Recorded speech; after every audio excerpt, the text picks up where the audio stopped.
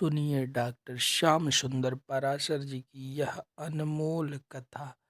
आज की इस प्रथम दिवसीय कथा के द्वितीय भाग में भक्तों आप लोगों को ज्ञान तत्व और वैराग्य किस प्रकार से बिना भक्ति के इन दोनों का कोई अर्थ नहीं है, इस प्रसंग पर प्रकाश डाला जाएगा। तो ध्यान से आज की इस कथा को सुने भक्तों। श्री राधे।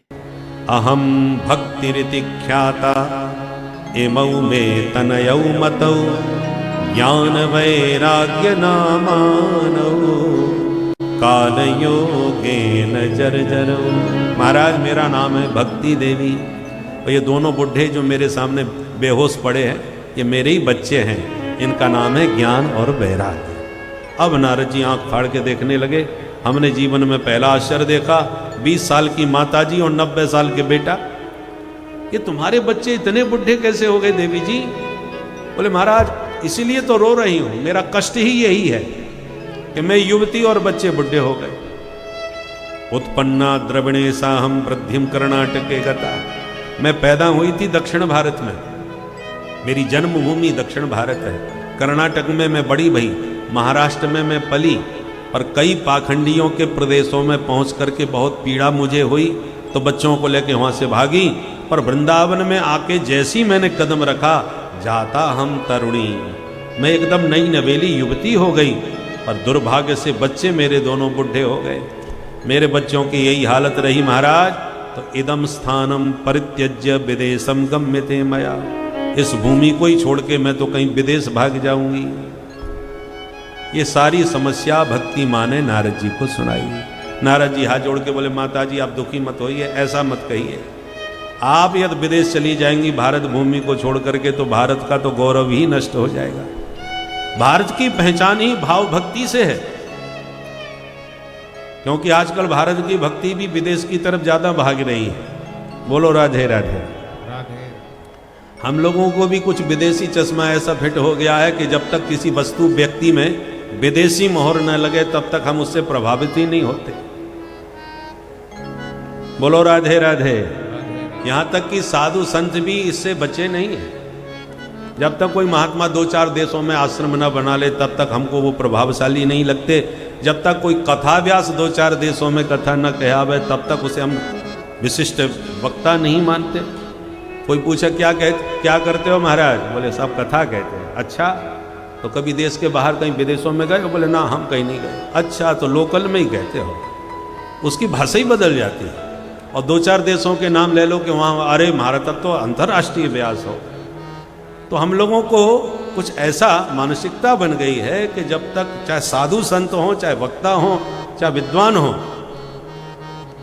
परंतु भक्ति जी ने कहा कि इदम स्थानम परित्यज्य विदेशम गम्यते मया, मैं भी विदेश चली जाऊंगी। तो नारद जी ने हाथ जोड़ लिए, माता जी ऐसा न करिए। रोका, भक्ति माँ को टोका। अच्छा जरा ये कई कथाएं भागवत में जो सांकेतिक रूपक कथाएं जिनको कहते हैं, इस कथा में संकेत क्या है? जन्मभूमि दक्षिण भारत है किसकी? भक्ति महारानी। संकेत क्या है? आज भी दक्षिण भारत में जो भक्ति भाव आपको देखने को मिलेगा, और बड़े बड़े आचार्यों की जन्मभूमि भी दक्षिण भारत है। आदि शंकराचार्य भगवान दक्षिण भारत में, श्री रामानुजाचार्य जी दक्षिण भारत में। आज भी दिव्य देवालय जो देखने योग्य हैं वो दक्षिण भारत के हैं, एक से एक अद्भुत। और वहाँ के जो ठाठ ठाकुर जी के हैं देवालयों में वो भी सब अद्भुत हैं। इतने विशाल देवालय हैं कि बड़े बड़े गजराज उसमें घूमते छोटे नजर आते हैं। तो जन्मभूमि तो भक्ति की दक्षिण भारत ही है। बड़ी कहाँ हुई? वृद्धिम कर्नाटके गता, कर्नाटक में बड़ी हुई।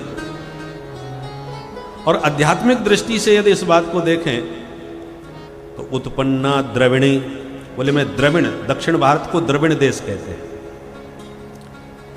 और अपने जीवन में देखें तो जब हृदय द्रवित होता है तब समझो भक्ति उत्पन्न हो रही है। भक्ति का प्रादुर्भाव द्रविण देश में हुआ। इसका मतलब भगवान की कथा सुन करके, भगवान का दर्शन करते करते जब जब कहीं भी आपका हृदय द्रवित होने लगे, पिघलने लगे, प्रेमाश्रु झरने लगे, तो समझ लो भक्ति उत्पन्न हो रही है, भक्ति का जन्म हो रहा है।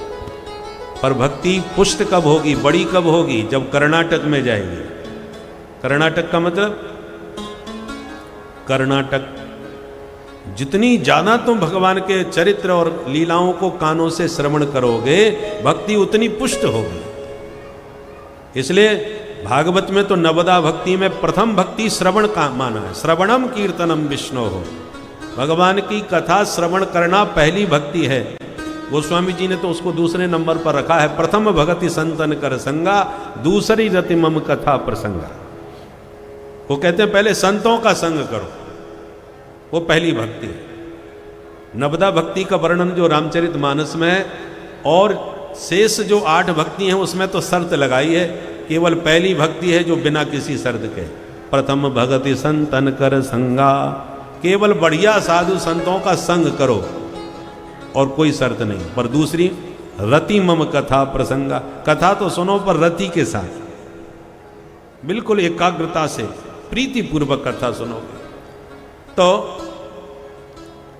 भगवान के प्रति भक्ति। वृद्धिम कर्नाटके का पाखंड से भक्ति दुखी होती है, पाखंड ही खंडितांग का।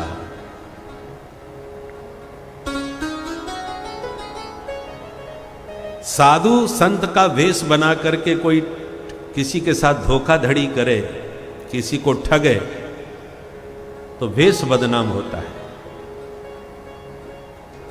बोलो जय श्री राधे। बाली ने बड़ा अपराध नहीं किया था, वो तो भाई भाई का झगड़ा था, भगवान ने बाली को मृत्यु दंड दे दिया।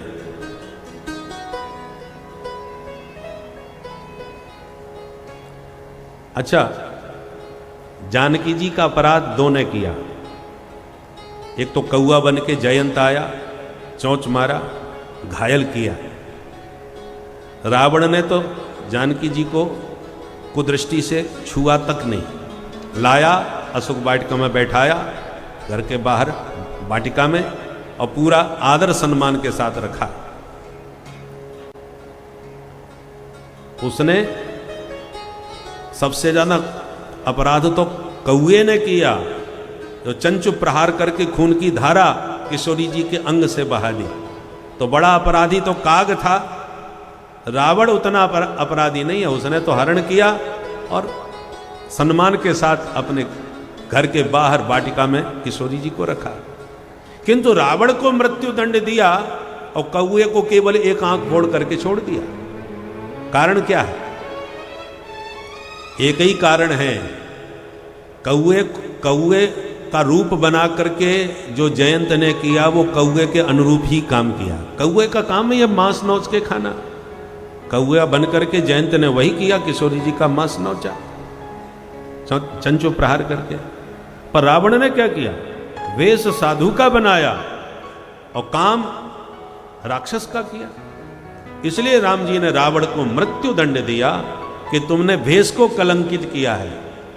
साधु का भेष बना के साधु के अनुरूप काम करते, और तुम्हें अपहरण करना था तो किसी राक्षस का रूप बनाते। तुमने स्वरूप कुछ बनाया और काम उसके स्वरूप के विपरीत किया है, तो स्वरूप को कलंकित किया है तुमने। इसलिए मृत्यु दंड रावण को मिला है। और जयंत को इसलिए छोड़ दिया कि चल तूने जो काम किया वो तेरे स्वरूप के अनुरूप ही था, तूने कौआ जैसा ही काम किया और कौआ का ही वेश बनाया, इसलिए माफ कर दिया। तो इसलिए भक्ति कलंकित कब होती है? जब कोई भक्ति का वेश बना करके और कोई गलत काम करे तो भक्ति की निंदा होती है। भगत लोग ऐसे होते हैं। इसलिए पाखंड ही खंडितांग कहा। भक्ति को सबसे अधिक पीड़ा पाखंड से होती है, भक्ति बदनाम होती है। पर वृंदावन में भक्ति युवती है और ज्ञान वैराग्य बुढ़े हैं। क्यों? क्योंकि वास्तव में वृंदावन में भक्ति का ही साम्राज्य है। धन्यम वृंदावनम तेन भक्तिर नृत्यति यत्र च। वृंदावन में भक्ति ताता थैया करके नाचती है और भगवान को भी नचाती है। ताहे अहीर की छोहरियां छचियां वर छाछ पे नाच नचावे। गोपियों ने गोविंद को भी नचाया और भक्ति स्वरूपा गोपियां भी नाची। तो नृत्य की भक्ति की भूमि है वृंदावन। यहाँ ज्ञान वैराग्य को कोई पूछता ही नहीं, इसलिए बेचारे ज्ञान वैराग्य बुढ़े हो गए। और आज भी स्थिति ऐसी ही है। वृंदावन में कहीं भी गली में जाओ, राधे राधे करके करताल लेकर के नाचने झूमने वाले खूब मिलेंगे आपको, भाव भक्ति से भरे हुए भक्त। परंतु ज्ञान वैराग्य का बुरा हाल है। बोलो जय श्री राधे। ज्ञान वैराग्य की हालत तो इतनी विचित्र है, मूर्छावस्था में बेहोश पड़े हैं वृंदावन में। लोग भागवत सुन करके भी हमसे जब कहते हैं कि महाराज हमने आपकी भागवत गीता सुनी, बहुत आनंद आया, तो हमको समझ में नहीं आता हमने गीता कही या भागवत कही। तो ज्ञान का ये हाल है कि हम अपने सदग्रंथों का नाम भी ठीक से नहीं जानते, भागवत गीता बोलते हैं। अरे वो भगवत गीता अलग विषय है, वो महाभारत का अंश है। 700 श्लोकों में गोविंद ने अर्जुन को उपदेश दिया, वो भगवत गीता है। और ये भागवत महापुराण है, 18 पुराणों में से एक पुराण है, महापुराण है, जिसको लिख करके व्यास जी ने कलम छोड़ दी, अब कुछ लिखने की जरूरत नहीं, ऐसा अलौकिक ये पुराण है। तो हमारे ज्ञान का ये हाल है कि हम अपने ग्रंथों का नाम भी ठीक से नहीं जानते, ये तो हाल ज्ञान। और वैराग्य की तो हालत बहुत ही पतली है। इसलिए ज्ञान वैराग्य मूर्छा में बेहोश पड़े हुए हैं, केवल भक्ति तरुण है। और भक्ति जब ज्ञान वैराग्य से विहीन होती है तो बड़ी दुखी होती है। भक्ति प्रसन्न और स्वस्थ कब होगी? जब उसके पुत्र भी स्वस्थ हो। और भक्ति के 2 बेटा हैं, ज्ञान वैराग्य। इसलिए भक्ति सार्थक कब होती है, प्रसन्न कब होती है? जब जिसके प्रति हम भक्ति रखते हैं उसका हमें ज्ञान भी होना चाहिए। और जिसके प्रति हमारा समर्पण है, भक्ति है और ज्ञान है, तो फिर संसार से विरक्ति हो जाए। कन्या जब पति में पूर्ण समर्पण करती है तो उसका मायका, उसके माता पिता सब छूट जाते हैं। समर्पण में कमी होती है तो फिर उसका चित्त मायके की ओर भागता है। उसी प्रकार संसार मायका है, पैदा हम इसी दुनिया में हुए हैं और व्यापार सब इसी संसार में किया है। पर जो जगतपति हमारे परम पति हैं, उनसे जब हमारी प्रीति हो जाती है, सदगुरु के माध्यम से संबंध जुड़ जाता है, तो धीरे धीरे ज्यों ज्यों उधर प्रीति बढ़ती जाएगी त्यों तो संसार छूटता चला जाएगा। जैसे मीरा जी का छूट गया, मेरे तो गिरधर गोपाल, और गिरधर गोपाल ज्यों ज्यों मेरा होता चला गया त्यों त्यों दूसरों न कोई, सब छूट गए।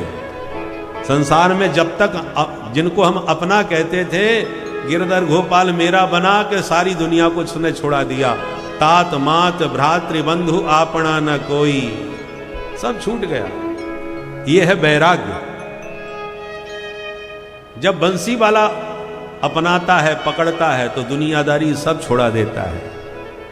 यही वैराग्य है।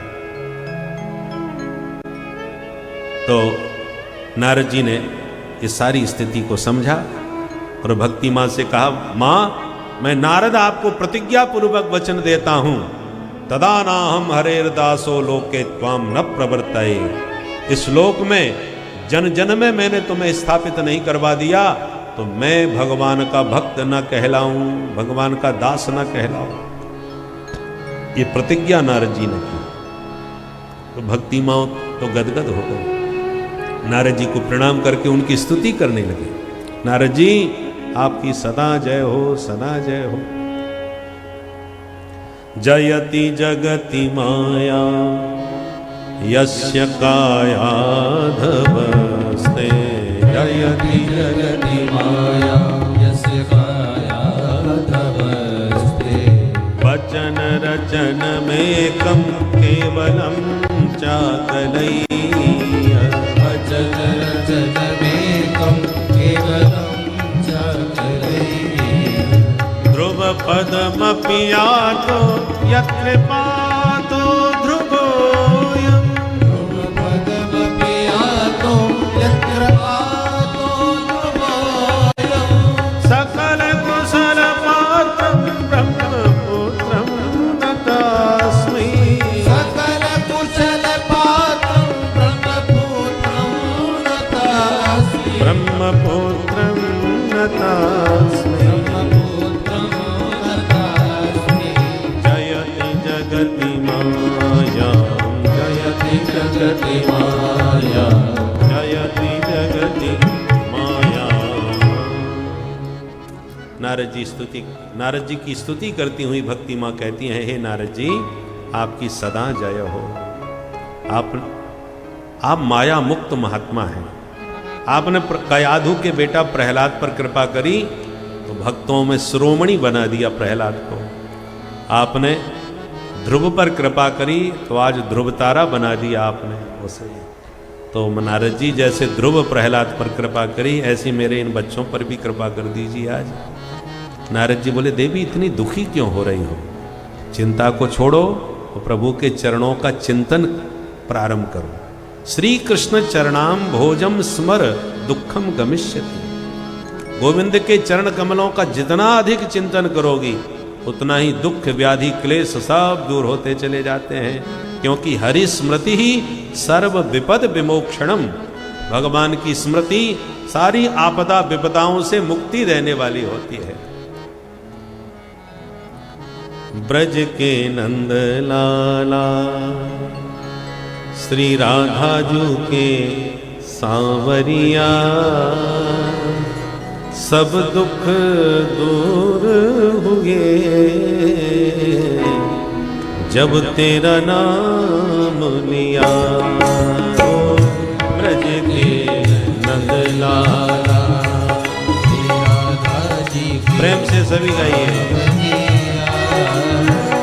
सब दुख दूर हुए जब तेरा नाम लिया। ओ सब दुख दूर हुए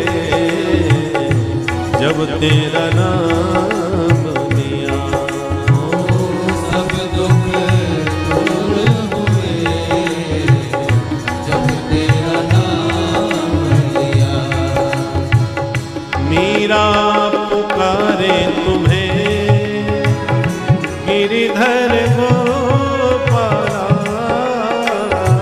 मीरा पुकारे तुम्हें गिरधर गोपाला। बन गया अमृत में विष का भरा प्याला। बन गया अमृत में विष का भरा प्याला। विष का भरा प्याला कौन मिटाए उसे जिसे तूने राख लिया। सब दुख दूर हुए जब तेरा नाम लिया। ब्रज के नंद लाला श्री राधा जी के सांवरिया, सब दुख दूर हुए जब तेरा नाम। श्री राधे।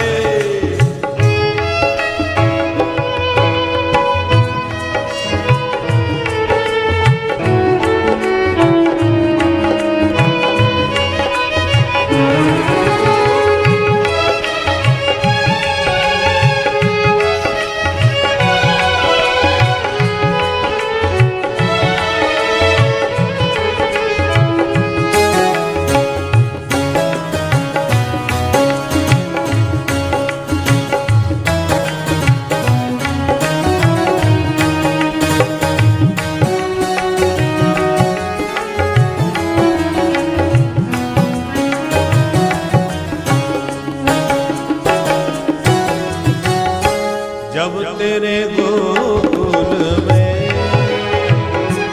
आई विपदा भारी। जब तेरे गोकुल में आई विपदा भारी। एक इशारे पे सारी विपदा टारी।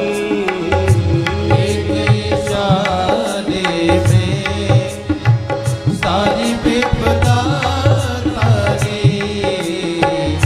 सारी विपदा टारी।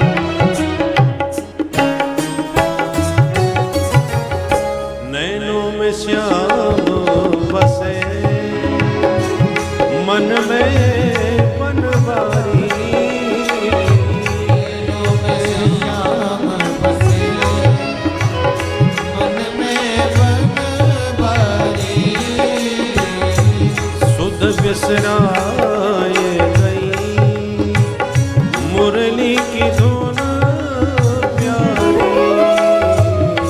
बिसराए गई मुरली की धुन प्यारी, बंसी की धुन प्यारी, मेरे मन मंदिर में रास रचाओ रसिया, सब दुख दूर हुए जब तेरा नाम लिया। रज के लाला राधा जी के सावरिया, सब दुख दूर हुए जब तेरा नाम लिया। ओ सब दुख दूर हुए जब तेरा नाम लिया। सब दुख दूर हुए जब तेरा नाम लिया। जब तेरा नाम लिया, तेरा नाम जब तेरा नाम लिया। तेरा बोल बंसी वारे की। जय। तो नारद जी ने भक्ति माँ को समझाया कि गोविंद के चरण कमलों का चिंतन करो, चिंता को त्याग दो। और इतना कह के समझा के नारद जी ज्ञान वैराग्य को स्वस्थ करने का प्रयास करने लगे। दोनों को खूब हिलाए। ज्ञानम प्रबुध्यताम शीघ्रम रे वैराग्य प्रबुध्यताम। दोनों को चिल्ला चिल्ला करके जगाया, भैया ज्ञान वैराग्य खड़े हो जाओ, खड़े हो जाओ। और दोनों पूरी गहरी निद्रा में मानो सो रहे हों, लाख प्रयास करने पर नहीं उठे। तब नारद जी ने औषधि पिलाई। कौन सी दवा? वेद वेदांत घोषश्च गीता पाठिर मुहुर्मुहु।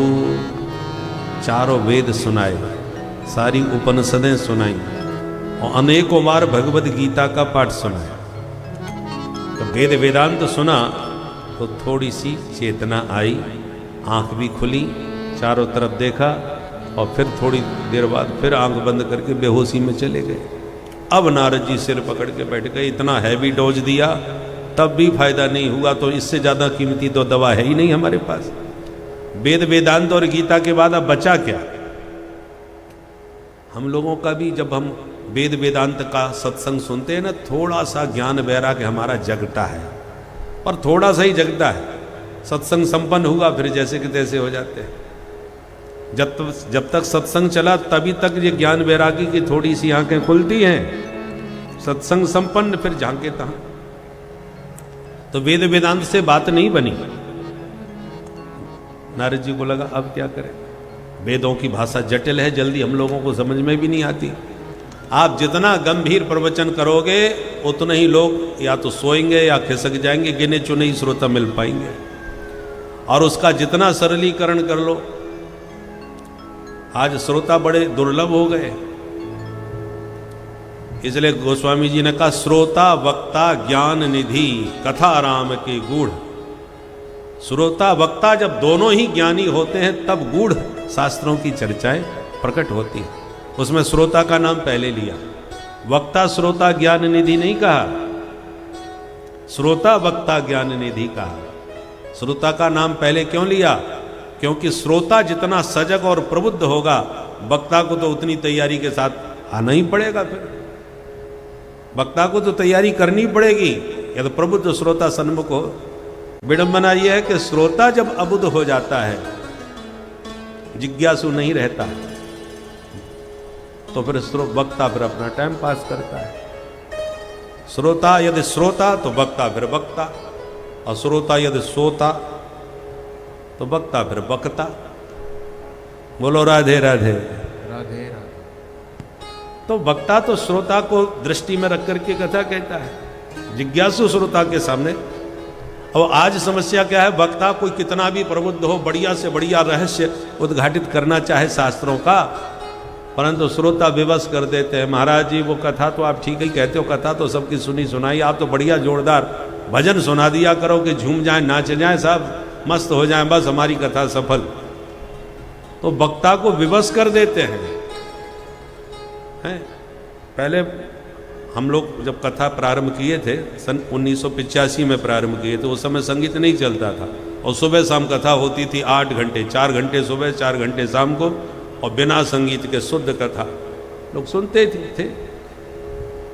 फिर लोगों ने कहा कि नहीं, बिना संगीत के आनंद नहीं आता। स्थिति ऐसी हो गई थी जैसे पुराने जमाने में लोग चूरन देते थे वैद्य लोग, और चूरन भसकना बड़ा मुश्किल हो जाता था। तब उन्होंने कहा कि अच्छा शहद के साथ मिला के चाट लो, तो शहद के साथ वो चूरन चट जाता था और लोग स्वस्थ भी हो जाते थे। उसी प्रकार बोले संगीत का जो सत्संग का जो औषधि है, लोगों को जल्दी गले नहीं उतरती, इसलिए इसमें थोड़ा संगीत का शहद मिलाओ। संगीत का शहद मिला करके चटाओगे तो लोग चाट जाएंगे। किंतु जब से संगीत का शहद मिलाना हम लोगों ने चालू किया, तब से वक्ताओं ने शहद ही शहद पिलाना चालू कर दिया। धीरे धीरे दवा गायब होती चली गई, और आज केवल भागवत के नाम पर संगीत ही संगीत सुनाई जाना पड़ता है। विलुप्त होता जा रहा है भागवत का गंभीर विषय। इसलिए संतुलन होना चाहिए, भागवत की औषधि भी भरपूर हो और संगीत का शहद इतना हो ताकि स्वाद न बिगड़े, कड़वाहट न आवे, उतना ही होना चाहिए। इसलिए हमने भागवत के श्लोकों को ही संगीतबद्ध करने का प्रयास किया, ताकि संगीत का शहद भी मिले और भागवत के दिव्य श्लोक भी हमारे कान के द्वारा हृदयंगम हो गए। जितने भी भागवत के गीत हैं उन सबको स्वर तालबद्ध किया, ताकि औषधि विलुप्त न हो जाए।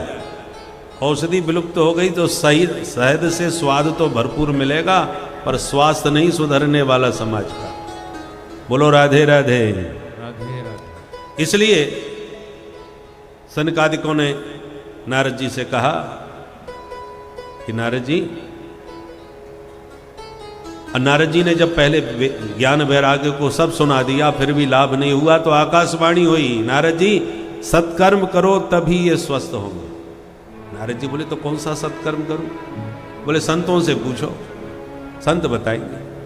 अब निकल पड़े नारद जी इस खोज में कि ये सत्कर्म क्या होता है।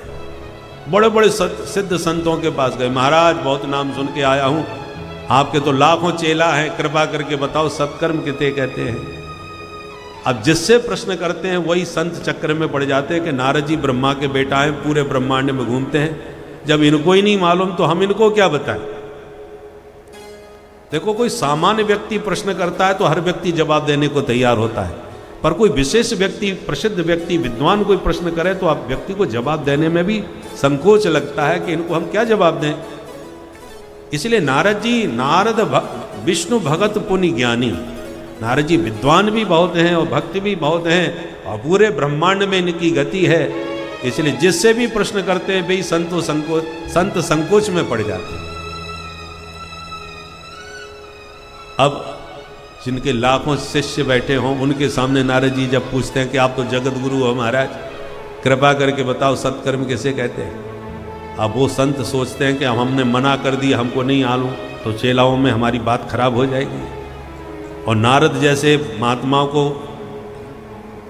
सामान्य संतोष देने वाला सामर्थ्य नहीं, नारद जी को संतुष्ट करना भी सबके बस की बात नहीं, इसलिए वो इशारा कर देते हैं।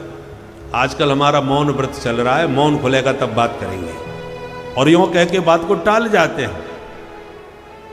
सूत जी कहते हैं मूकी भूतास्तथान्य तु कियंतस्तु पलायता। नारद जी के प्रश्न से बहुत से लोग मौन हो गए, बहुत से लोग खिसक गए, समाधान कहीं नहीं मिला। तब नारद जी ने निर्णय लिया कि अब हम बद्रीनाथ में चल के भगवान नर नारायण से समाधान लेंगे। नारद जी कहते हैं बस इसलिए मैं बद्रीनाथ में घूम रहा था, तो नर नारायण भगवान तो मिले नहीं, आप चारों भैया मिल गए सनकादिक। अब आपने हमारी परेशानी पूछी, हमने अपनी राम कहानी पूरी सुना दी। अब प्रश्न वही आपसे हम करते हैं, आप ही बता दो सत्कर्म किसे कहते हैं, जिसकी खोज में हम परेशान घूम रहे हैं। सनकादिक बोले बस इतनी सी बात पर परेशान हो नारद जी, कि तुम्हारा लटका हुआ मुंह हमें बिल्कुल अच्छा नहीं लगता। आप पहले प्रसन्न हो जाओ, क्योंकि आपके हर प्रश्न का समाधान हमारे पास है। मां चिंताम कुरुदेवर से हर समचित्ते समावह। समाधान क्या है ये तो बताओ। बोले वो सत्कर्म कोई और नहीं, श्रीमद्भागवतालाप सतुगीत शुकादिभी। सुखदेव जी जैसे परमहंसों की वाणी से गाया हुआ जो श्रीमद् भागवत का गीत है, ये वही सत्कर्म है जिसे सुन करके ज्ञान वैराग स्वस्थ और मस्त हो करके अपनी मैया के साथ ताता थैया नाचने लग जाएंगे। नारद जी बोले हमें आपकी बात में कुछ दम नजर नहीं आई। क्यों? बोले एक बात बताओ, हम उन्हें चारों वेद सुनाए बैठे हैं, कोई फायदा नहीं हुआ, और आप कह रहे हो भागवत के सुनने से वे स्वस्थ हो जाएंगे। हम कैसे मान लें? बहुत ध्यान से सुने, क्योंकि भागवत में जो भी कुछ लिखा है वो वेदों के मंत्रों की ही बृहद व्याख्या है। वेदों का भाष्य है श्रीमद् भागवत, तो मूल में तो वेद ही है। और नारद जी कहते हैं वो वेद हम चारों सुना के बैठे हैं, जब उन्हीं से कुछ नहीं हुआ तो तुम्हारी भागवत से क्या हो जाएगा? वो तो उसी की व्याख्या कर रही है। जब ये प्रश्न नारद जी ने किया तो सनकादिकों ने समाधान दिया कि नारद जी एक बात बताओ, बढ़िया रसीला फल कोई आम का चूस है, और चूसने के बाद कहे जब इस फल में इतना सुंदर स्वादिष्ट रस है तो इसके वृक्ष में कितना रस भरा होगा, इसलिए फल को छोड़ो सीधे वृक्ष का ही रस चूस लेते हैं। तो वृक्ष की डाली पत्ते चूसने से क्या रस मिल जाएगा? कभी नहीं मिलने वाला। तो क्या वृक्ष में रस नहीं होता? बिल्कुल होता है। वृक्ष में नहीं होता तो फल में कहां से आ जाता है? फल तो उसी वृक्ष से निकला है। तो ये बात सत्य है, वृक्ष में रस है, परंतु वो रस हमको केवल फल के माध्यम से ही प्राप्त हो सकता है, डायरेक्ट वृक्ष से कभी नहीं मिल सकता। उसी प्रकार निगम कल्प तरोर गलितम फलम, श्रीमद् भागवत वेद रूपी वृक्ष का फल है। वेद वृक्ष है, भागवत उसका फल है। तो जो रस हमको इस भागवत से मिलेगा वो वेद रूपी वृक्ष से मिलने वाला नहीं है, और वेदों का रस भागवत में रूपी फल में है। दूसरे इस ब्रह्मांड में ज्ञान का जो परम केंद्र हमारे इस पृथ्वी पर है वह वेद है, और वेदों में ही पूरा ज्ञान छुपा हुआ है। इस वेद की कई भाग है, कुल मिला के 4 भागों में वेद बंटा है, और इसमें कई हजार श्लोक हैं जिनको पढ़कर समझने के लिए बहुत ही अधिक विद्वता की आवश्यकता है। किंतु महर्षि वेदव्यास जी ने इन सभी वेदों के निष्कर्ष को निचोड़कर अपनी इस महाकथा में इसको परिलक्षित किया, अर्थात यह श्रीमद् भागवत कथा ही यह वेदों का सार है। वेदों के समस्त ज्ञान का एक प्रकार से यही बीज है, यही इसका अंकुर यहीं से निकलेगा। तो आप लोग यदि श्रीमद् भागवत कथा को ध्यान पूर्वक सुनते हैं तो आप लोगों को समस्त वेदों के सार का ज्ञान हो जाता है और आप ईश्वर तत्व की तरफ बढ़ते हैं। तो कथा को सुनते रहे भक्तों। श्री राधे। तब नारद जी का संशय दूर हो गया और हाथ जोड़ के नारद जी कहते हैं भैया आज एक बात हमारी समझ में आ गई। क्या समझ में आ गई? कि कोई कितना भी धर्मशास्त्र पढ़ ले, पर आप जैसे शास्त्रज्ञ विद्वानों का सत्संग जब तक नहीं सुनेगा तब तक शास्त्र के रहस्य को नहीं समझ सकता।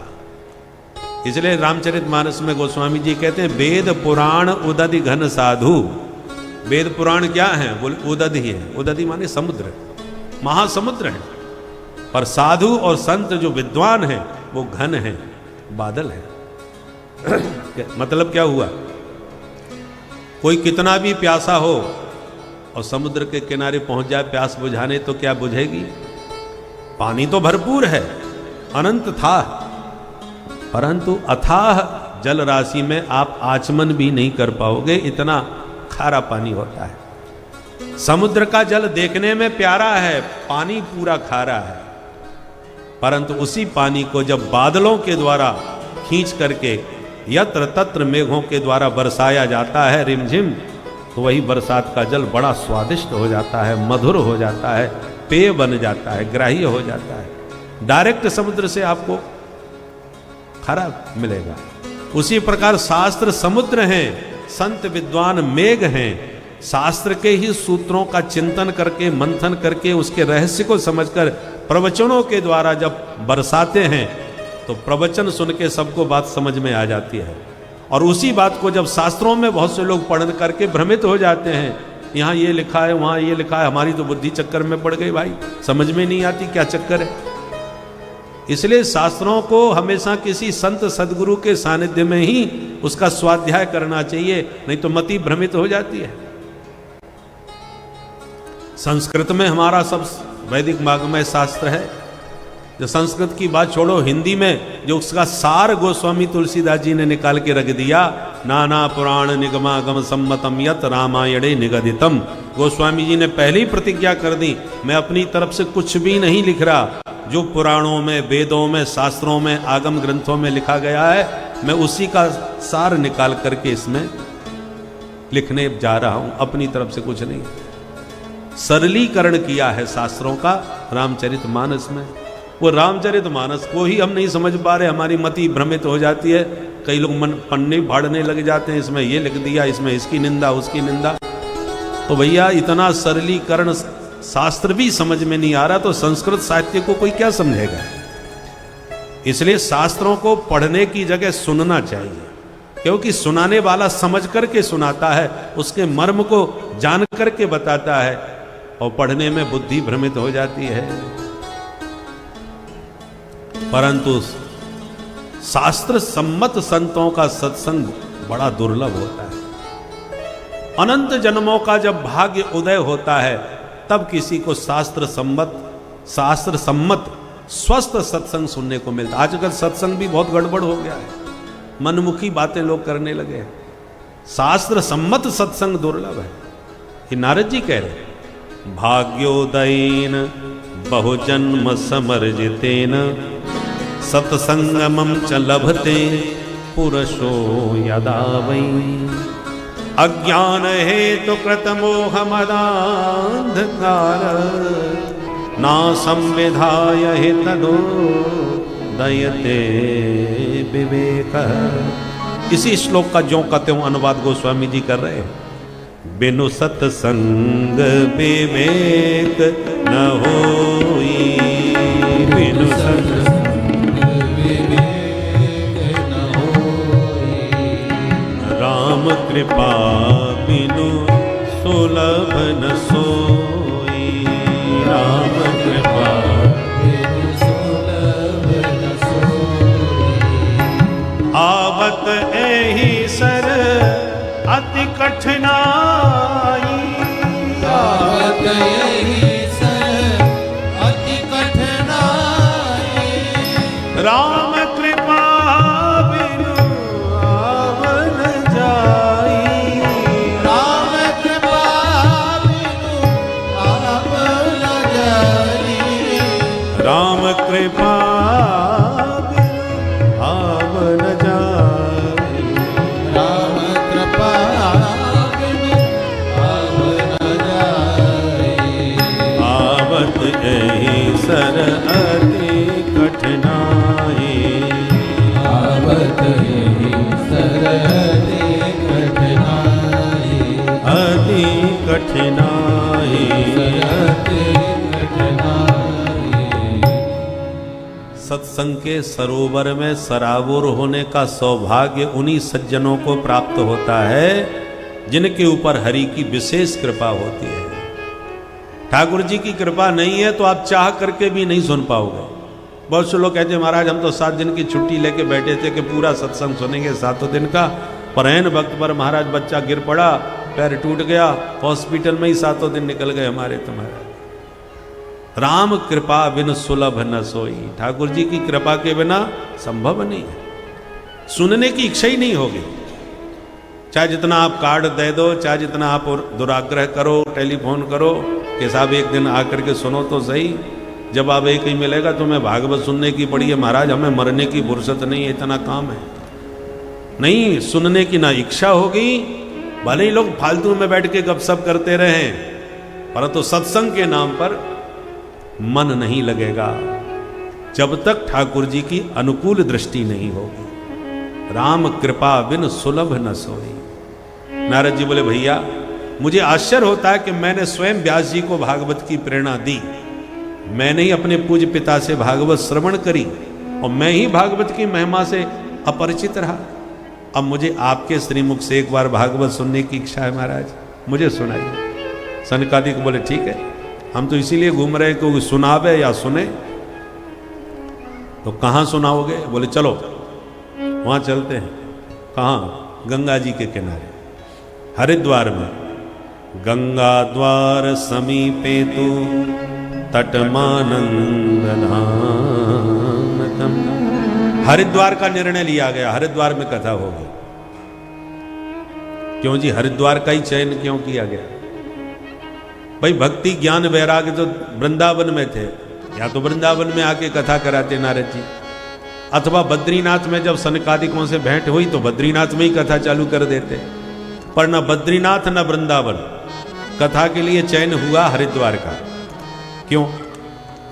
हरिद्वार में ऐसी क्या विशेषता थी? देखो, जो सिद्ध कोटि के संत होते हैं पर्वतों की गुफाओं में छुपे हुए, वो मैदान में दुनिया वालों के बीच में आना पसंद नहीं करते।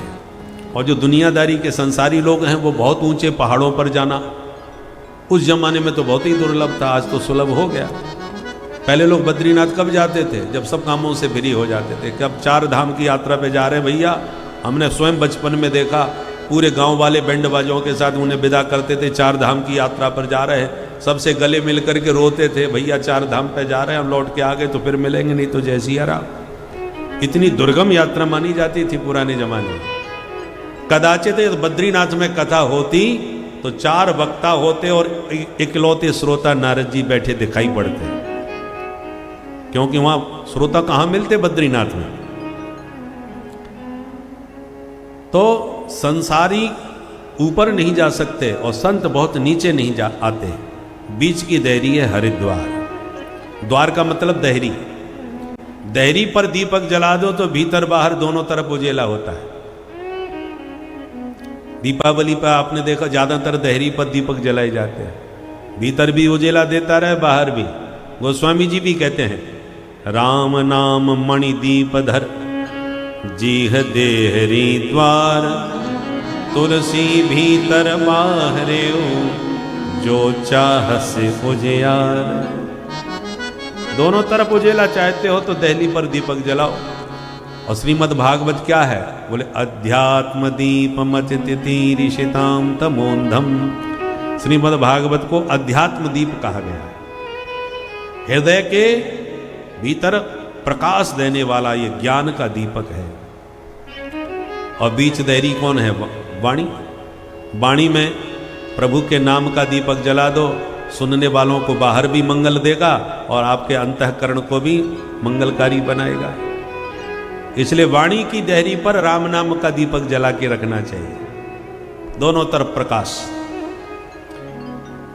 तो संसारी ऊपर नहीं जा सकते, ऊपर वाले संत नीचे नहीं आ सकते, इसलिए बीच देहरी हरिद्वार है। हरिद्वार के ऊपर पहाड़ी यात्रा प्रारंभ हो जाती है, नीचे मैदान। इसलिए हरिद्वार का चयन हुआ ताकि ऊपर वाले नीचे आ जाएं, नीचे वाले थोड़े ऊपर पहुंच जाएं और बीच देहरी पर सबको ये दिव्य आध्यात्मिक दीपक का प्रकाश प्राप्त हो। इसलिए कथा हरिद्वार में प्रारंभ हुई। हजारों महात्मा दौड़ पड़े कथा का श्रवण करने के लिए। कौन कौन आए? भृगु वशिष्ठ वनश्च गौतम वेदात थिर देवल देवरात। बड़े बड़े महात्मा भृगु जी आए, वशिष्ठ जी आए, परशुराम जी आए, वेदव्यास जी महाराज भी आए, सब आए। जो नहीं आ रहे थे भृगु जी उन्हें पकड़ पकड़ के लाओ। अरे भैया बहुत जोरदार कथा हो रही है। कथा कौन करा रहे हैं? बोले देवर्षि नारद जी कथा कराएंगे। वो करेगा कौन? बोले सनकादिक। अरे भाई तो अब तो दोनों ही दिव्य महापुरुष हैं। तो आयोजक जैसा होता है उसी के संपर्क के वैसे ही श्रोता भी आते हैं। तो नारद जी जैसे फक्कड़ आयोजक थे, इसलिए भृगु वशिष्ठ जैसे महात्मा लोग ही श्रोता बन के ज्यादा से ज्यादा आए। प्रश्न उठता है भृगु जी पकड़ पकड़ के क्यों ला रहे? सूत जी कहते हैं गुरुत्वा तत्र नायातान भृगु संबोध्य चानयत। जो किसी कारणवश नहीं आ रहे थे उन्हें समझा बुझा के रघु जी पकड़ के लाए। उसका एक कारण है।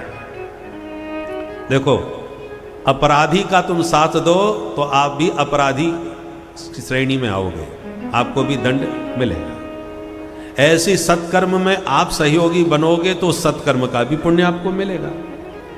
5 लोग ताश खेल रहे हैं, 4 लोग खेल रहे हैं, और आपने उनसे कहा कि बहुत जोरदार कथा चल रही है भैया, एक बार चलो हमारी बात मान लो। अरे ये तो बाद में खेलते रहेंगे, ये मौका बार बार नहीं मिलेगा, 7 दिन की बात है, जल्दी चलो। और आपके समझाने से वो राजी हो गए, चलो आज सुने आते देखे क्या हो रहा है। और वो 4 लोग आपकी प्रेरणा से यदि कथा सुनते हैं और सुन के उन्हें आनंद आया या उनके जीवन में कोई भी बात लगी और परिवर्तन आया, तो उसके सौभाग्य का उदय आप निमित्त बन करके किए हैं, तो उसका पुण्य का दशांश आपको भी प्राप्त होगा।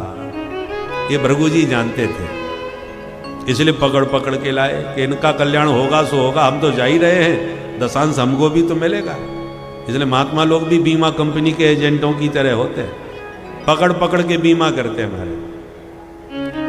आप सब परिचित ही होंगे बीमा वालों से, इतनी महिमा गाएंगे, अरे साहब गजब की पॉलिसी आई है, बस आप तो ये पॉलिसी ले लो, योगक्षेमम वहाम्य हम, निश्चिंत रहो महाराज, सब जिम्मेवारी कंपनी की। लाखों करोड़ों का बीमा करवा लेते हैं। उसी प्रकार क्यों वो चाहे जितनी महिमा सुनाएंगे, पर ये नहीं बताएंगे कि आप उनसे पूछो कि आप इतने परेशान क्यों हो रहे हो। 10 बार बुलाओगे तो 10 बार आएंगे, जितनी बार समझाना चाहोगे समझाएंगे, पूरी माथापच्ची करेंगे। क्यों? क्योंकि तुम्हारा फायदा जो होगा सो होगा, 10% हमको भी तो कुछ कमीशन मिलेगा, इसलिए माथापच्ची करते हैं बेचारे, पर अपना कमीशन बताते नहीं है। उसी प्रकार महात्मा लोग भी पकड़ पकड़ के बीमा कर रहे हैं। वैष्णव बना दिया, तिलक लगा दिया, कंठी लगा दी, राम मंत्र दे दिया, आज से तुम वैष्णव बन गए। तो एक संत के द्वारा जितने जीवों को मंत्र दे करके भगवान के मार्ग में लगाया जाता है, भगवान का वो उतना ही लाडला और प्यारा बन जाता है। भाई जो कंपनी, जो एजेंट जितना बीमा करेगा, कंपनी उसको उतना ही पुरस्कृत करती है कि नहीं। उसी प्रकार नारद जी भगवान को अत्यंत प्रिय क्यों है? क्योंकि नारद जी बैठ के भजन कम करते हैं, दौड़ दौड़ के लोगों को भगवान से ज्यादा जोड़ते हैं। नारद जी का काम ही है घूम घूम के भगवान का नाम दे करके भगवान का भक्त बनाना। तो इसलिए भगवान नारद जी को बहुत पसंद करते हैं। दीनहीन जीवों को प्रभु की महिमा सुना सुना करके भगवान का भक्त बनाते हैं नारद जी।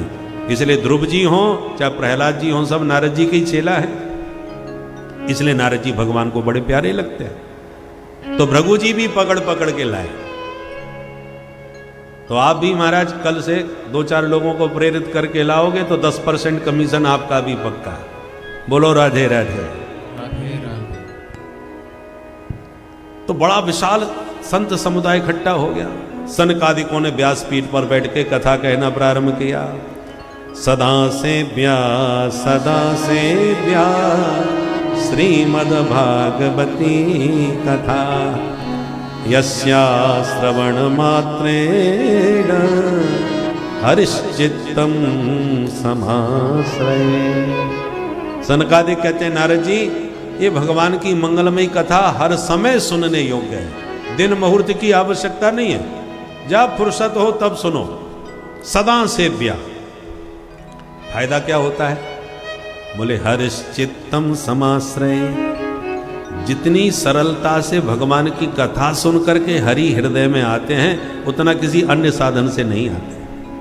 साधन तो बहुत हैं, ध्यान लगाओ, योग करो, परंतु योगश्चित्त वृत्ति निरोध, योग में चित्त का निग्रह करना, यम नियम आसन प्राणायाम प्रत्याहार धारणा ध्यान समाधि, ये सब बड़ा कठिन मार्ग है भाई। ध्यान समाधि तक कोई बिरला ही पहुंच पाता है, परंतु भगवान की कथा सुनने में कोई कठिनाई नहीं है। बस अंतर इतना है, वक्ता डूब करके कथा कह रहा हो, परमात्मा के चित्त, परमात्मा में जिसका चित्त पूरी तरह रमा हुआ हो, ऐसा वक्ता कथा कहे, और श्रोता वक्ता की स्थिति को समझ करके उसी स्थिति में बैठ के सुने। दोनों की स्थिति एक हो, दोनों ही कृष्णार्थी हो, धनार्थी ना हो। कथा के भी उद्देश्य अलग अलग होते हैं। बोले कथा के माध्यम से इतना चंदा हो जाएगा, इतना वो हो जाएगा, फिर उसे धर्मशाला बनाएंगे, मंदिर बनाएंगे, आदि आदि। तो वो धनार्थी होते हैं, धन के लिए ही सब आयोजन किया गया है। तो धनार्थी वक्ता हो, धनार्थी श्रोता हो तो बात जम जाएगी, पर कृष्णार्थी श्रोता हो और धनार्थी वक्ता हो, वक्ता को धन चाहिए और श्रोता को कृष्ण चाहिए, तो नहीं जमेगी बात। वक्ता हर बात में धन की बात करेगा और श्रोता को व्यवधान लगेगा कि हम तो भगवान की कथा सुनने के लिए बैठे, ये बात बात पर यहाँ इतना करो, वहाँ उतना करो, ऐसा करने, तो उसको आनंद नहीं आएगा। और वक्ता यदि कृष्णार्थी हो और श्रोता धनार्थी हो, उसने धन के लिए ही आयोजन किया हो, और वक्ता कृष्ण प्रेम में डूबा हुआ हो, वो भगवत भक्ति का वर्णन कर रहा है और श्रोता परेशान हो रहा है कि ये तो दान पुण्य की कोई चर्चा ही नहीं कर रहे महाराज, इतना खर्चा हमारा लग चुका है और अभी तक तो महाराज आधा भी नहीं निकला है, 5 दिन हो गए पूरे। तो कई ऐसे भी श्रोता होते हैं जो वक्ता को बार बार कहते हैं महाराज दान पर थोड़ा जोर दो, क्योंकि ये सब उसी के लिए हो रहा है।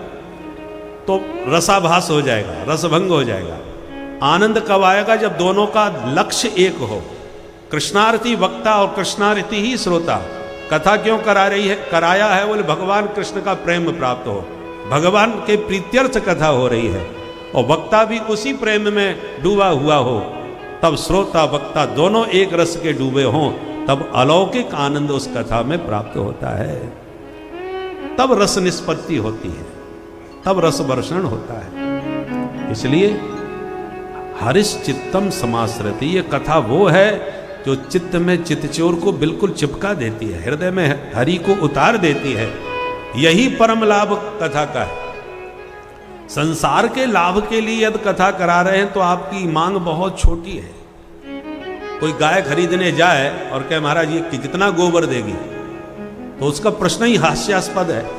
अरे तुझे पूछना ही है तो दूध की पूछ ले भैया, दूध कितना देगी, तब तो बात फिर भी समझ में आती है। तुम गोबर की यदि मांग के लिए गाय खरीद रहे हो तो ये तो तुम्हारी मूर्खता है।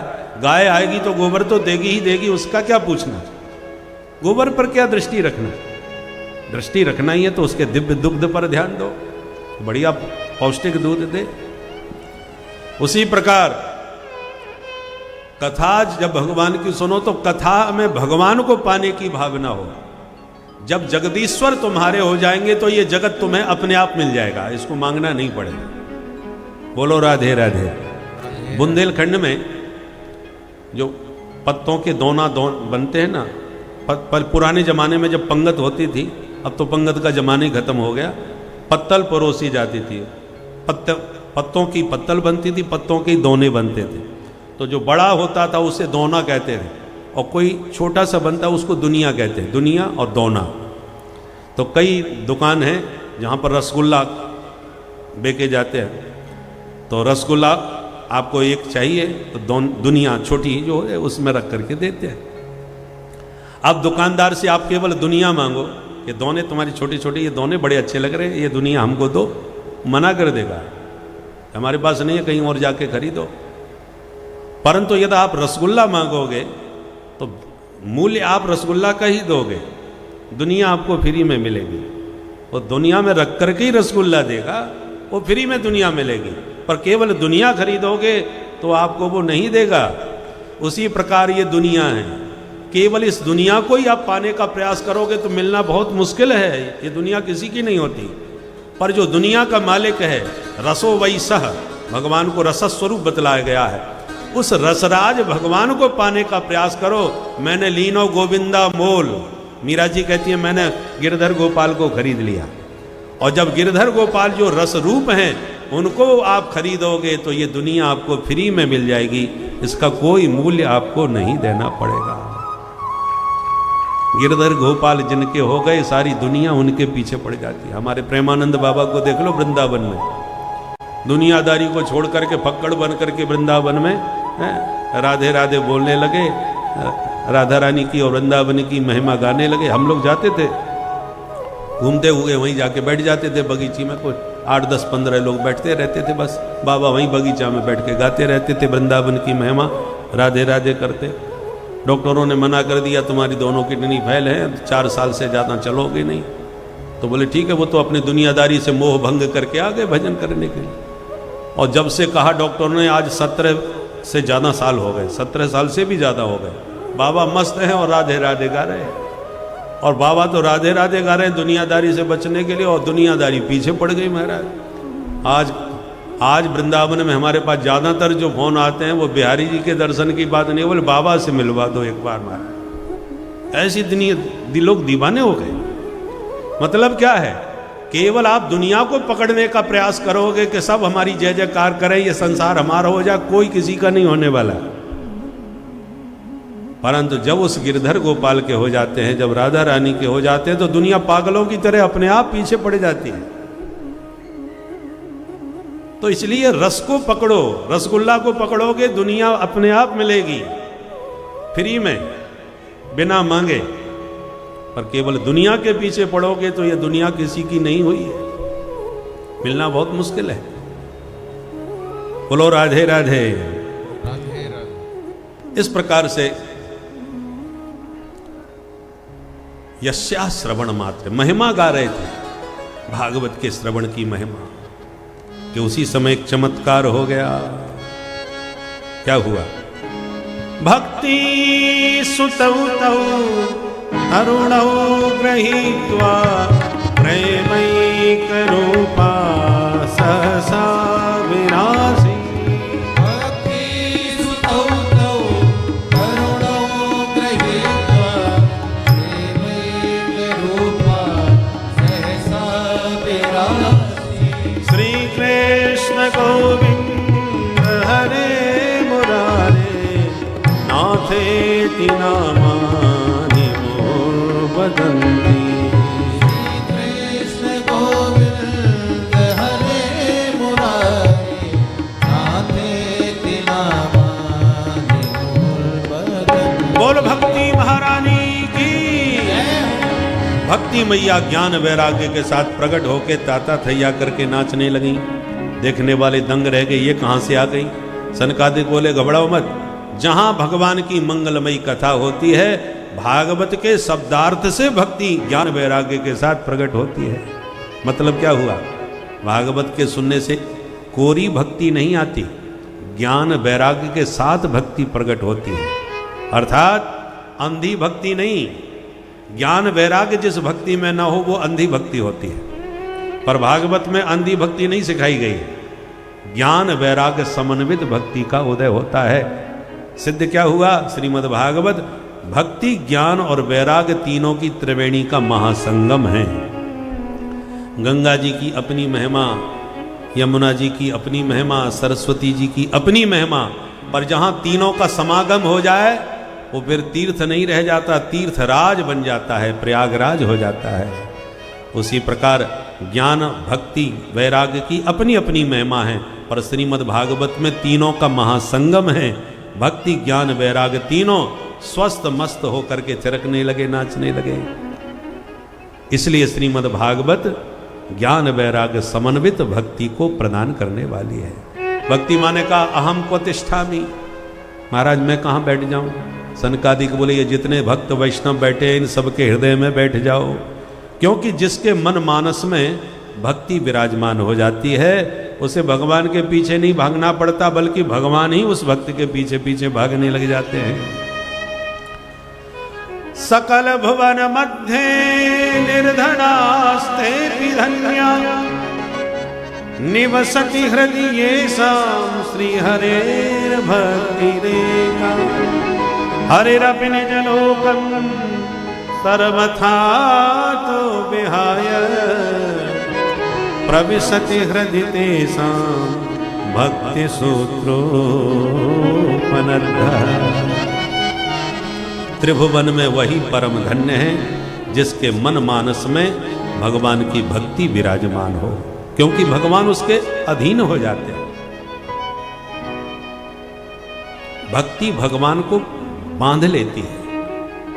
तो पहले भक्ति आएगी तो भगवान तो बिन बुलाए भागे चले आएंगे। इसलिए सुंदर कांड में गोस्वामी जी ने भगवान से क्या मांगा? केवल भक्ति। नान्यास्पृहा रघुपते हृदये स्मदीये सत्यं वदामि च भवान् अखिलान्तरात्मा भक्तिं प्रयक्ष रघुपुंगव निर्भरां मे कामादि दोष रहितं कुरु मानसं च। गोस्वामी जी कह रहे हैं न अन्य स्पृहा, हे प्रभु मेरे मन में किसी भी संसार की वस्तु की कोई इच्छा नहीं है। नान्या स्पृहा रघुपते हृदय स्मदीये, अस्मदीये हृदय न अन्य स्पृहा। हे रघुनंदन, हे रामभद्र, मेरे मन में संसार की किसी भी वस्तु की कोई इच्छा नहीं। सत्यम बदामी, मैं आपसे बिल्कुल सत्य कह रहा हूं। और विश्वास न हो तो भगवान अखिलांतर आत्मा, आप सब संसार के अंतर्यामी हो, तो आप ही मेरे हृदय में झांक के देख लो मैं सत्य कह रहा हूं कि झूठ। भगवान बोले नहीं नहीं सही बात है। अच्छा ये बताओ चाहते क्या? बोले भक्तिम प्रयक्ष, केवल आप अपने चरणों की भक्ति हमको दो। भगवान बोले भक्ति लेके क्या करोगे? बोले आपकी भक्ति आएगी तो हमें विश्वास है आप बिना आए नहीं रह पाओगे, उनके पीछे पीछे अपने आप चले आओगे। त्वया हुतस्तु भगवान यात नीच ग्रहेस्वपि, भगवान की प्राण प्रिया प्रेयसी हैं भक्ति महारानी। वो जहां जाती हैं प्रभु उनके पीछे पीछे वहीं पहुंच जाते हैं। हमारे देखो गोस्वामी जी कहते हैं हृदय भवन प्रभु तोरा हो आए बसे बहु चोरा। ये हृदय तो मैंने आपके लिए तैयार किया था, पर इसमें तमाम दुष्ट दुराचारी आके बैठ गए और मानत ना ही निहोरा। हम इनसे कहते तुम हमारा घर खाली कर दो, तो हमारे निहोरा से मानने वाले नहीं हैं। करत रहत बर जोरा, जबरदस्ती कब्जा किए बैठे हैं हमारे अंतःकरण में, हृदय में, मन में। तो प्रभु हम इनको भगा नहीं पा रहे। जब आप आओगे तो ये अपने आप भग जाएंगे। जैसे एक सेठ जी थे, बढ़िया कोठी बनाई, बंगला बनाया, इकलौता बेटा। वो विदेश पढ़ने गया, उस विदेश में ही विवाह करके वहीं बस गया। सेठ जी परेशान, अब पति पत्नी अकेले रह गए। अब इतना बड़ा मकान, बोर होते हैं, चलो कोई किराएदार ही रखते, कम से कम मकान में चहल पहल तो रहे। तो अखबार में निकाल दिया कि कोई भी रहना चाहे हमारा भवन खाली है, किराए से रह सकता है। तो जिसने जितना अधिक किराया दिया उसी को रख लिया। तो अधिक किराए पैसा देने वाले किराएदार तो रख लिए, उनके बारे में कुछ जाना नहीं कि ये कैसे है। तो एक से खतरनाक लोग आकर के रहने लग गए। अब जब रहने लगे तब पता चला ये लोग तो बड़े खतरनाक हैं।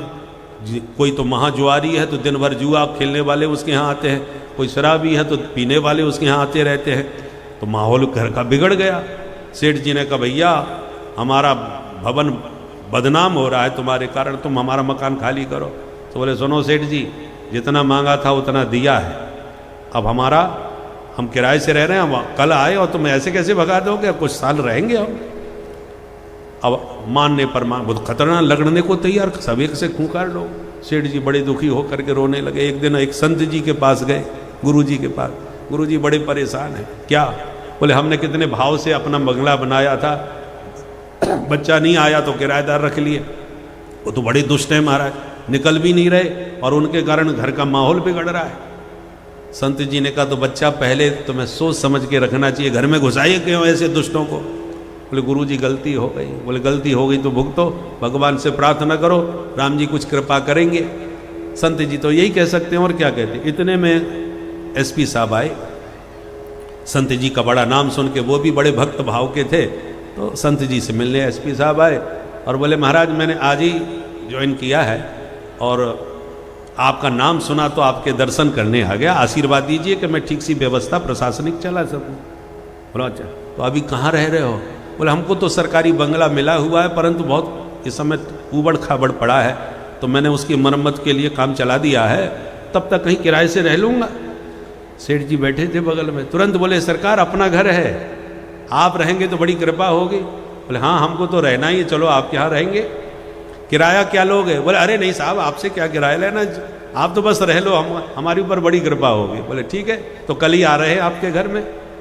एसपी साहब ने स्वीकृति दे दी, पुलिस वाले भेज दिए कि जाओ हमारा सामान वहाँ रखो बाओ। जैसे पुलिस वाले आने लगे तो वो जो बदमाश घुसे हुए थे वो परेशान होने लगे, ये पुलिस क्यों आ रही है, लगता है सेठ जी ने हमारी शिकायत कर दी। तो जब सेठ जी से पूछा कि ये सब सामान किसका आ रहा है, कोई नया किराएदार मिल गया क्या? सेठ जी बोले किराएदार नहीं है, अब एसपी साहब कल से यहीं रहेंगे। उन्हीं का सामान आ रहा है। जैसे ही लोगों ने सुना कि एसपी साहब यहीं रहेंगे और उन्हीं का सब सामान, तो पुलिस वाले सब आएंगे, तो जितने बदमाश थे न मुकदमा करना पड़ा न भगाना पड़ा, सब अपना बोरिया बिस्तर उठा के अपने आप ही मकान खाली करके खिसक लिए। बोलो जय श्री राधे। जय श्री राम। उसी प्रकार गोस्वामी जी कहते हैं, हृदय भवन प्रभु तोरा और आए बसे बहु चोरा। ये घर तो मैंने आपके लिए बनाया था कि आपके साथ प्रेम से रहूंगा, परंतु तमाम काम क्रोध लोभ मोह मद मात्सर ईर्षा द्वेष छल कपट, ये बड़े बड़े दुष्ट आतंकवादी इस घर में आके घुस गए। अब हम इनसे कहते तुम हमारा मकान खाली करो, तो हम कहाँ खाली करने वाले हैं, घुसे बैठे हैं। इसलिए प्रभु भक्तिम प्रयक्ष, आप अपने चरण कमलों की भक्ति मुझे दीजिए, क्योंकि मैं जानता हूं जहां भक्ति आएगी वहां भगवान भागे भागे चले आएंगे।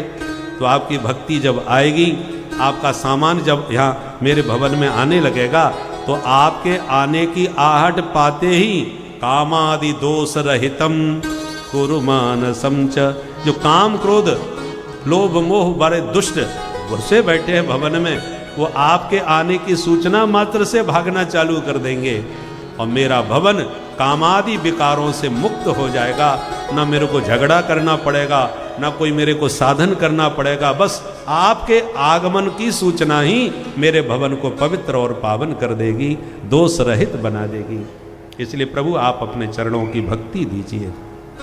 हम भी प्रभु से प्रार्थना करें कि इस भवन में कथा के माध्यम से प्रभु हमारे कर्णरंध्र से, कान के द्वार से सुनते सुनते कथा के रूप में हमारे हृदय में आवें, और जो काम क्रोध आदि दुर्विकार हमारे हृदय भवन में अपना कब्जा किए बैठे हैं वो सब भाग जाएं, और हमारा हृदय भवन भाव भक्ति का भवन और भगवान का निवास स्थान बने। तब कथा करना, सुनना, कहना।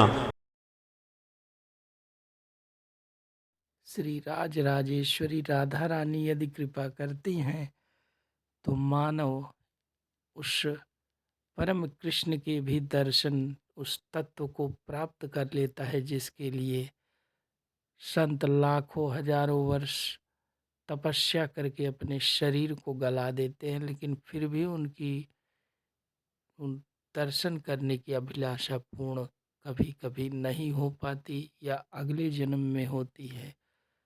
किंतु यदि राजेश्वरी माँ अगर चाहें तो आप लोगों की यह इच्छा तुरंत ही पूर्ण करा सकती है। उनकी कृपा की आवश्यकता है, जिस पर उनकी कृपा हो जाती है कृपालु जी की, उसको तुरंत ईश्वर की प्राप्ति हो जाती है, कृष्ण भगवान के उन्हें दर्शन प्राप्त हो जाते हैं। तो आप लोग भी दिन रात सिर्फ अपनी जुबान से राधे राधे राधे रटते रहिए, जिससे आपको भी ईश्वर तत्व की प्राप्ति हो और आप ईश्वर की तरफ बढ़ें। भक्तों, इस कथा को सुनते ऐसे रहिए भक्तों। श्री राधे। वासुदेवा हे नाथ नारायण वासुदेवा,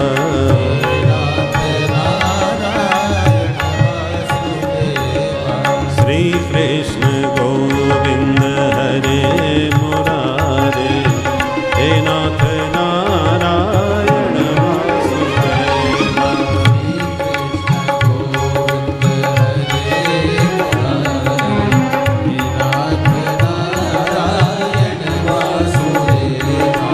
हे नाथ नारायण वासुदेवा,